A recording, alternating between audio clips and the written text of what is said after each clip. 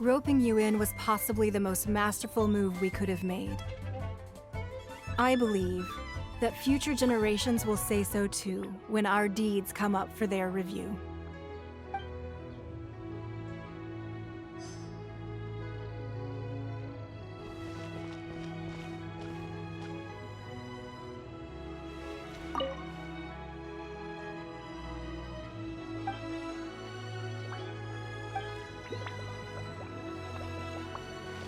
As for the mortals and Adepti of Liyue, what shape shall our relationship take from now on?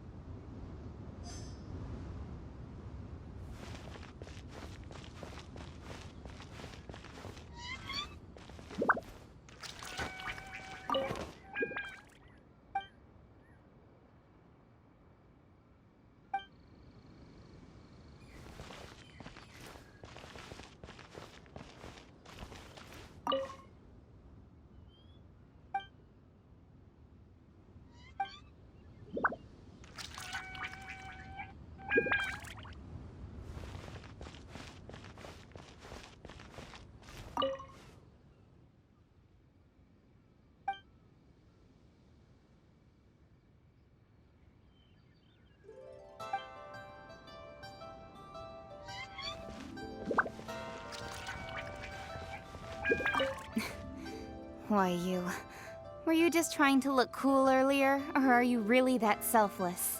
If you were looking for someone, you could have just told me that in private.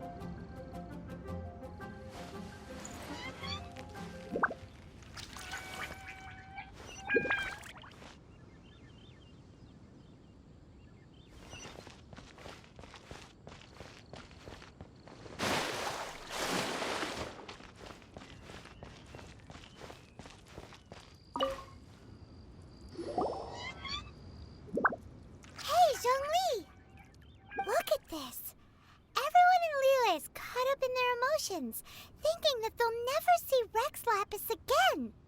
And here you are looking all relaxed. Why would I not feel more at ease after laying down the burden I have borne for 3,700 years? Right. If the two of you can spare the time, I should treat you to a meal at the Xinyue kiosk. Ha! That sounds like big talk, Zhongli. Paimon might have believed you if you were treating us to some third-round knockout, but you'd have to pay out your nose just to stand inside Xinyue kiosk. Are you sure you can afford it? You're right. I do lack the Mora. As the Rex Lapis Morax, I can easily create Mora. But since I have chosen to walk this earth as the mortal Zhongli, I should abide by the same rules that mortals do. When I was journeying with you, though I still had the Gnosis in hand, I knew that I must soon retire from my role as an Archon. So I had to rehearse a little for my new life. Oh, no wonder! Paimon gets it now. You didn't look at the price tags when we were spending because you've never had to. But since you weren't used to not being able to just make more Mora as and when you wanted to, you had to try becoming a parasite to society who lives off of other people's credit. Well, we were only spending Fatui money. You don't have to say it like that. In the City of Commerce, we do not merely exchange money or goods. We also exchange knowledge, memories, and foresight, as well as positions, roles, and lives. The Archon Morax could never experience life as the true mortal Zhongli could, no matter how many times he descended to be with his people. I must thank you for that. I will treasure the memories that I made as Zhongli, traveling the streets of Liyue with you. That is true. But there is no journey that does not end. No meetings without partings.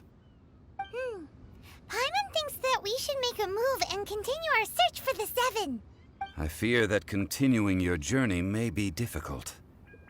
The nation that neighbors Liyue by sea, Inazuma, is presently closed. The Electro-Archon Ball.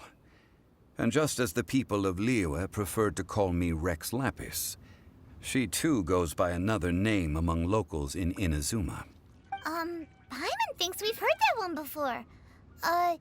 Raiden? That is the case. And since Raiden is also the shogun of the Inazuma Bakufu, people call her the Raiden Shogun.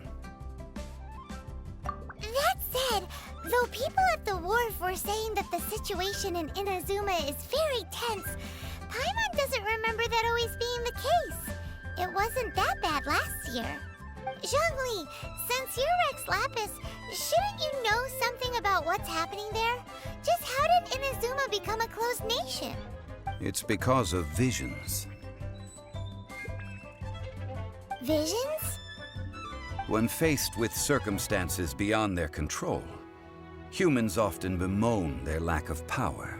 But if a person shows true strength of will at a desperate and fateful moment in their life, the gods will look upon them with favor.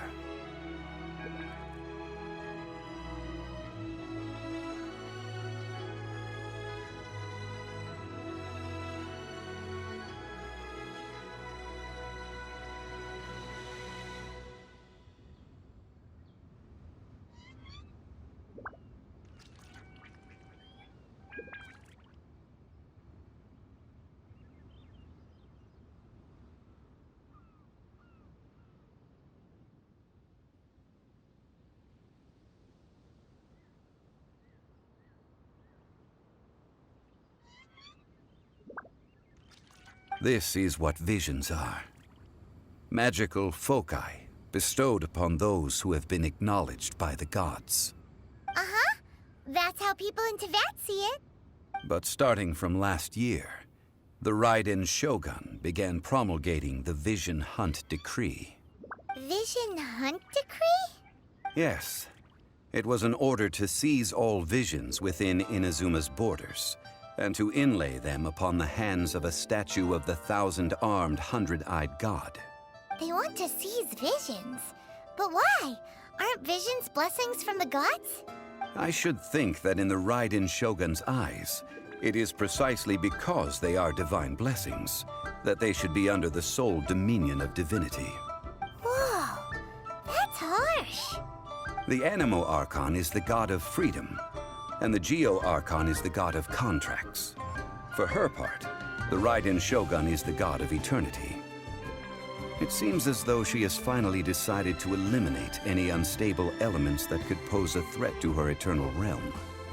The fact that even I, the oldest of the seven, have now passed away will only strengthen her resolve to pursue eternity. Knowing her, she must have again quoted that adage she is most fond of when proclaiming that decree to her people. 7 ideals for 7 gods, and of these, eternity is nearest unto heaven. All right then. Was there anything else you wish to know? Ah, that was a good one. Failing a divine trial. How they came up with that excuse, I will never know. That said, the reason why the Qixing were so eager to resolve the incident and stop pursuing the culprit was indeed because they received news in secret that Rex Lapis was not dead.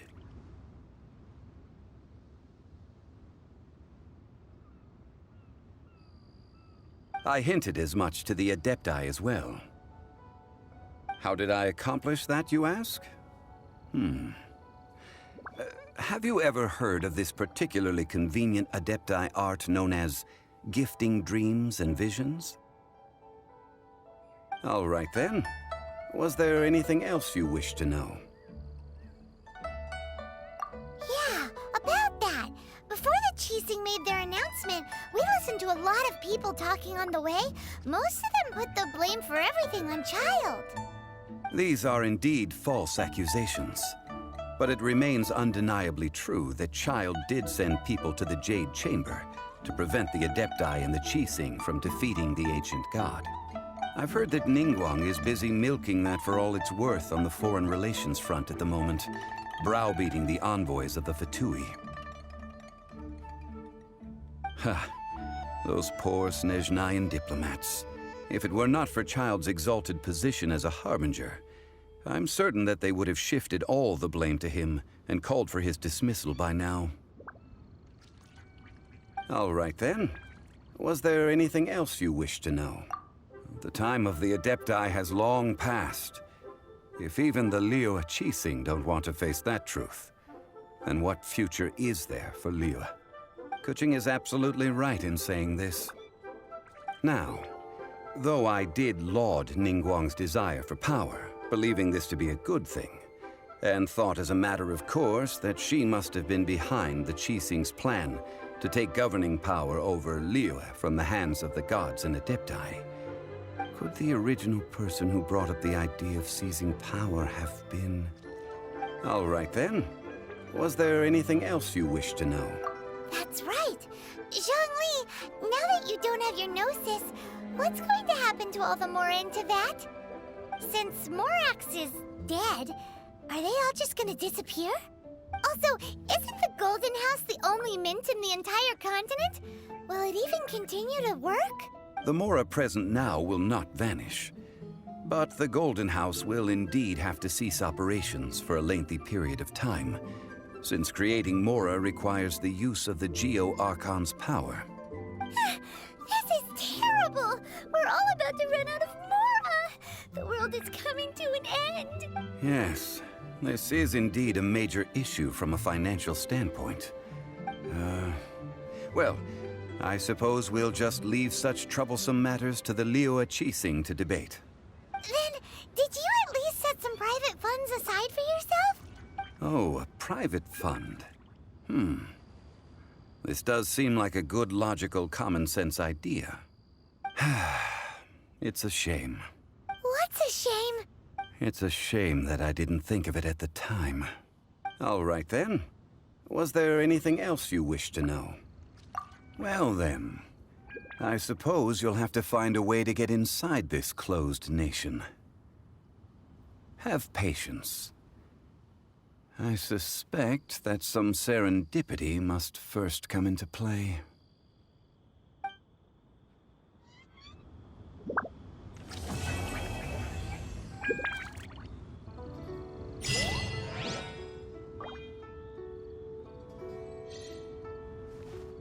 All right then. Was there anything else you wish to know? Well...